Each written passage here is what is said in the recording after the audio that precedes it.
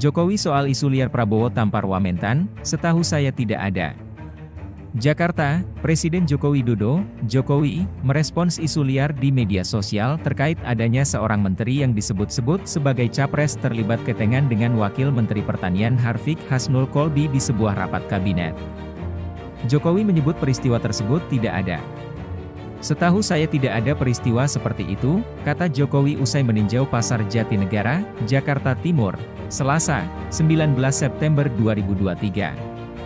Masak nyekik, sambungnya. Jokowi menilai isu-isu seperti itu memang kerap muncul lantaran saat ini merupakan tahun politik. Jokowi pun meminta untuk mengcross-check ulang setiap berita-berita yang ada. Memang tahun politik ini banyak berita-berita seperti itu. Tolong di-cross-check kebenarannya, jangan diterima mentah-mentah setiap ada berita ya, ujarnya. Bantahan Kementan.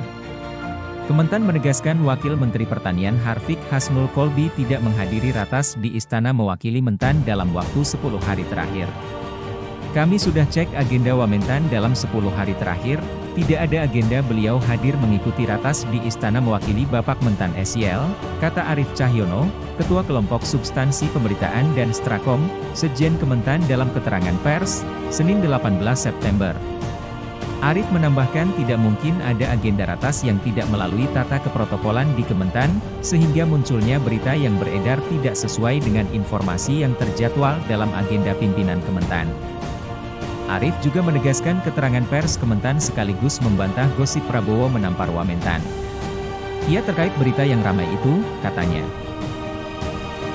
Jokowi soal punya data intelijen, itu makanan sehari-hari saya. Jakarta, Presiden Joko Widodo, Jokowi, menjelaskan soal pernyataan data intelijen soal arah partai politik, Parpol, di Pilpres 2024. Jokowi mengatakan dirinya memang secara rutin mendapatkan laporan mengenai politik, ekonomi hingga sosial.